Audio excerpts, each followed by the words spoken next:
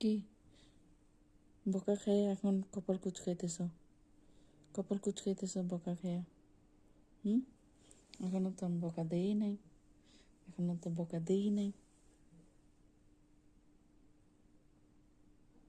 আবার কপাল কুচকায়। কপাল ঠিক কর, ঠিক কর কপাল শিগগির, শিগগির কপাল ঠিক করো, ঠিক করো দেখি, ঠিক করো দেখি, কপাল ঠিক করো, ঠিক করো।